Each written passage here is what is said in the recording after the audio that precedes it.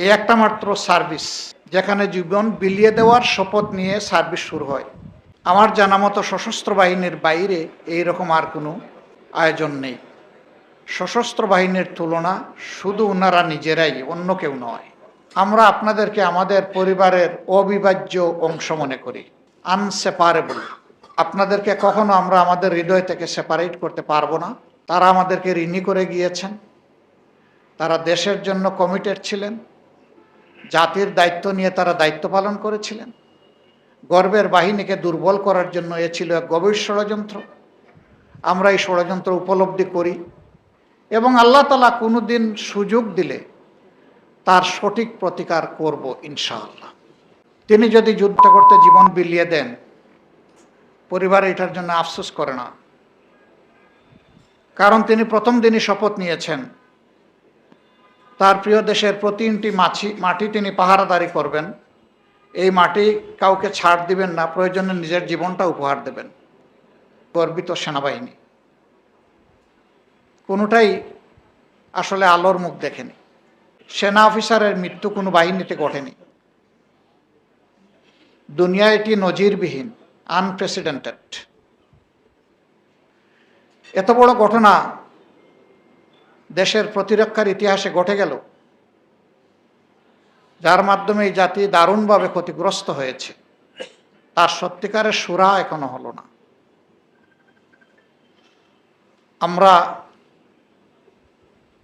আমিও সৈনিক পরিবারের একজন সদস্য।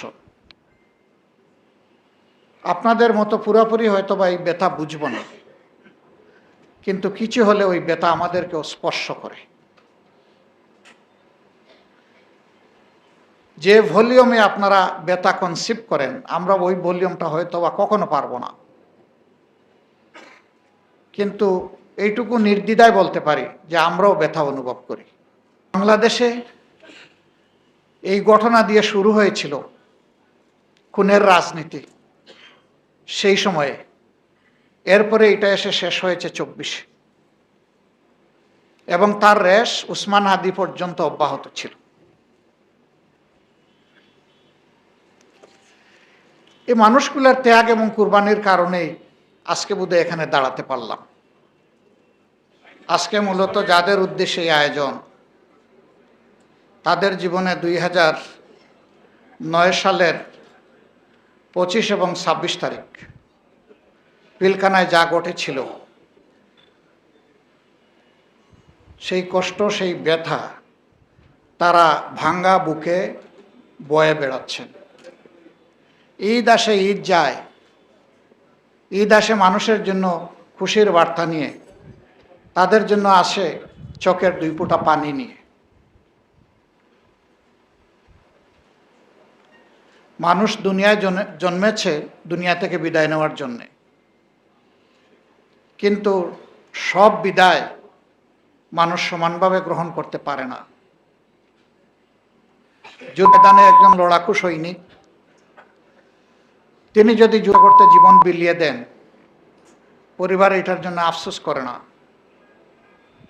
কারণ তিনি প্রথম দিনই শপথ নিয়েছেন তার প্রিয় দেশের প্রতি ইঞ্চি মাটি তিনি পাহারাদারি করবেন।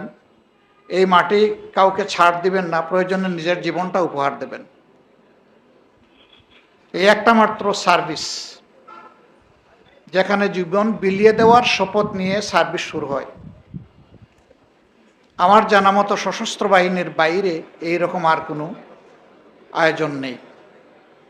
এই জন্যে আমি সবসময় বলি, সশস্ত্র বাহিনীর তুলনা শুধু ওনারা নিজেরাই, অন্য কেউ নয়। অন্য কারো সাথে এই তুলনা হবে না। 2009 সালে সরকার জানুয়ারি মাসের প্রথমার্ধে তারা দেশের দায়িত্ব গ্রহণ করেন। 1.5 মাসের মাথায় এই ভয়ানক হত্যাকাণ্ড সংঘটিত হয়। যেই হত্যাকাণ্ড রহস্য নিয়ে অনেক লুকোচুরি হয়েছে, কিন্তু জাতি জানতে পারল না, আপনজনেরা জানতে পারলেন না কারাই নীল নকশা তৈরি করেছিল এবং কেন করেছিল। দুইটা তদন্ত কমিশন তখন হয়েছিল, কোনোটাই আলোর মুখ দেখেনি। একটি করেছিল তৎকালীন সরকার, যাদের হাতেই এই হত্যাকাণ্ড সংঘটিত হয়েছিল। আরেকটা করেছিল আমাদের গর্বিত সেনাবাহিনী। কোনোটাই আসলে আলোর মুখ দেখেনি। ইন্টারিম গভর্নমেন্ট আরেকটি কমিশন করেছিল। আমরা যতদূর শুনেছি এই কমিশন তাদের রিপোর্ট সরকারের কাছে উপস্থাপন করেছে। আমরা জনগণ এখনো জানতে পারিনি সে রিপোর্টে কি আছে। জানি না পরিবার জানার সুযোগ পেয়েছে কিনা, আমার ধারণা না। দুইটা বিশ্বযুদ্ধ একদিনে এত সংখ্যক সেনা অফিসারের মৃত্যু কোনো বাহিনীতে ঘটেনি। দুনিয়া এটি নজিরবিহীন, আনপ্রেসিডেন্টেড। এত বড় ঘটনা দেশের প্রতিরক্ষার ইতিহাসে ঘটে গেল, যার মাধ্যমে এই জাতি দারুণভাবে ক্ষতিগ্রস্ত হয়েছে, তার সত্যিকারের সুরা এখনো হলো না।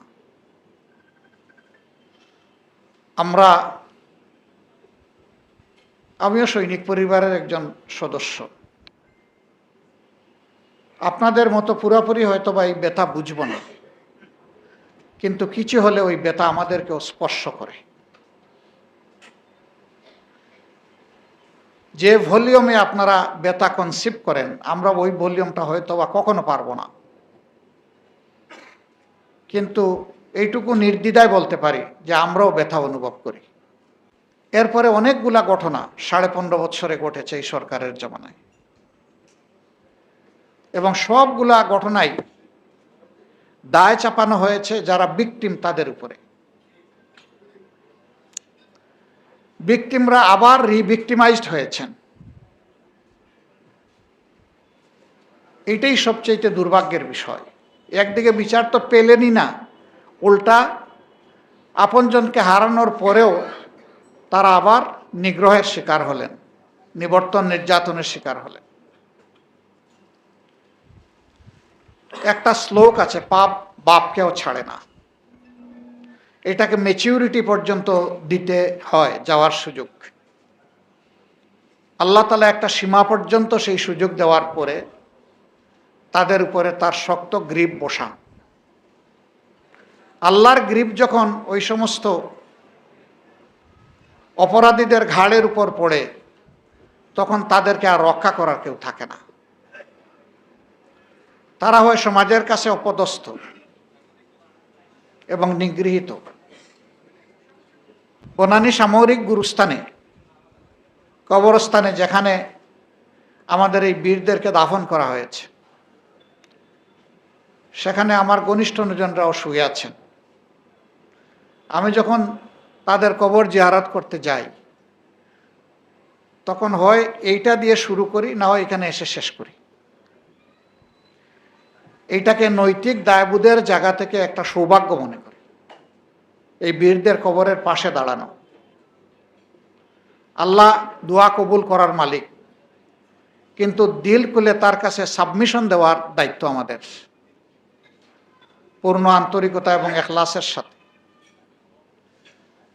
আজকে আবারও দোয়া করি, এই বীরেরা, আমরা দেখতে পাচ্ছি তারা নিরপরাধ, তাদেরকে ভিক্টিমাইজ করে দুনিয়া থেকে বিদায় করা হয়েছে, এবং তাদের পরিবারের কতিপয় সদস্যকেও কষ্ট দিয়ে দুনিয়া থেকে বিদায় দেওয়া হয়েছে। আল্লাহ তাদের সকলকে শহীদ হিসাবে কবুল করুন। এবং এই পরিবারের যারা কান্না ভেজা ভাঙ্গা বুক নিয়ে যারা বেঁচে আছেন, আল্লাহ তাআলা তাদেরকে উত্তম ধৈর্য ধরার তৌফিক দান করুন। যতদিন এই বীরেরা বেঁচে ছিলেন, তারা সংশ্লিষ্ট পরিবারের অভিভাবক ছিলেন। কিছু কিছু পরিবার সদ্য বিবাহিতা কলিজার টুকরা স্ত্রীকে রেখে গেছেন। কারো গর্ভে প্রথম সন্তান, কারো ছোট ছোট কিডসরা ছিল। আমি জানি না আমাদের ওই মায়েরা বোনেরা এই অবুজদের যখন বয়স হয়ে মুখে কথা ফুটেছে, তখন ওই বাচ্চারা যখন জিজ্ঞেস করেছে বাবা কোথায়, তখন তারা কি জবাব দিয়েছেন আমি জানি না। আমার জানা মতো অবুজ কান্নাই ছিল তখন তাদের অবুজ বাচ্চাদের জন্য জবাব।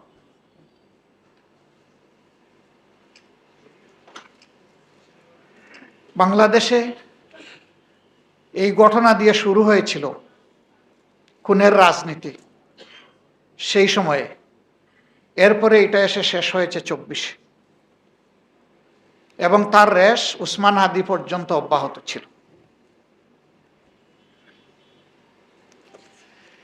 এই মানুষগুলোর ত্যাগ এবং কুরবানির কারণেই আজকে বোধহয় এখানে দাঁড়াতে পারলাম, কথা বলতে পারছি, নিজের অনুভূতিটুকু অন্তত প্রকাশ করার সুযোগ পাচ্ছি। খুবই তৃপ্ত হতাম, কৃতজ্ঞ হতাম যদি এই শহীদ পরিবারগুলার ভাঙ্গা বুকের ভিতর থেকে আসা, বের হয়ে আসা দুই একটি কথা মন ভরে শুনতে পারতাম। রমজানের দিন হওয়ার কারণে সময়ের সীমাবদ্ধতায় সম্ভবত আয়োজকরা এই সুযোগ দিতে পারেননি, অথবা আমরা এই সুযোগ নিতে পারিনি। আল্লাহ তাআলার কাছে দোয়া করি তাদের মনের কথাগুলা আল্লাহ যেন শোনার এবং বুঝার সুযোগ আমাদেরকে দান করেন। আমরা তাদেরকে কথা দিচ্ছি, সরকার বিচার ব্যবস্থা কি করবে না করবে সেটা আমরা দেখব, কিন্তু আমরা আপনাদেরকে আমাদের পরিবারের অবিভাজ্য অংশ মনে করি, আনসেপারেবল। আপনাদেরকে কখনো আমরা আমাদের হৃদয় থেকে সেপারেট করতে পারবো না। তারা আমাদেরকে ঋণী করে গিয়েছেন, তারা দেশের জন্য কমিটেড ছিলেন, জাতির দায়িত্ব নিয়ে তারা দায়িত্ব পালন করেছিলেন। গর্বের বাহিনীকে দুর্বল করার জন্য এ ছিল এক গভীর ষড়যন্ত্র। আমরা এই ষড়যন্ত্র উপলব্ধি করি এবং আল্লাহ তাআলা কোনোদিন সুযোগ দিলে তার সঠিক প্রতিকার করব ইনশাআল্লাহ। সে আমি বেঁচেও থাকতে পারি, চলেও যেতে পারি, মানুষও মর নয়, কখন কে কতদিন বাঁচবে সে নিজেও জানে না, স্বয়ং নবী পয়গম্বররাও জানতেন না। এটি আল্লাহ তাআলার অ্যাবসলিউট অথরিটি। তিনি কাউকে এইভাবে অগ্রিম বলেন নাই যে তোমাকে এতদিন, এত ঘন্টা, এত মিনিট, এত সেকেন্ড সময় দিয়ে দুনিয়ায় পাঠাচ্ছি। এটা আল্লাহ তাআলার একান্ত মেহেরবানি। তবে আমাদের এই পীরখানার বীরেরা দুনিয়া থেকে বিদায় নিয়েছেন, আশা করি তারা হাসছেন আর দুনিয়া তাদের জন্য কেঁদেছে। সারা বাংলাদেশ কেঁদেছে, বাংলাদেশিরা যে যেখানে বিশ্বে ছিলেন তারা কেঁদেছেন, বাংলাদেশি নন এমন মানুষগুলোও কেঁদেছে। এটা সবার হৃদয়কে, কলিজাকে টাচ করেছে। এরপরে একে একে অনেকগুলা হত্যাকাণ্ড আপনারা জানেন। আমরাও আমাদের অনেক প্রিয় নেতৃবৃন্দকে হারিয়েছি, পার্সিক্যাল ট্রায়াল এবং এক্সট্রা জুডিশিয়াল কিলিং, দুইটার মাধ্যমেই, বিচারিক, বিচার বহির্ভূত, দুইভাবেই আমরা আমাদের প্রিয়জনকে হারিয়েছি, আপনজনকে হারিয়েছি। তাদের সকলের জন্যই অন্তরের অন্তঃস্থল থেকে দোয়া একটাই, আল্লাহ যেন তাদেরকে মর্যাদাবান শহীদ হিসাবে কবুল করেন।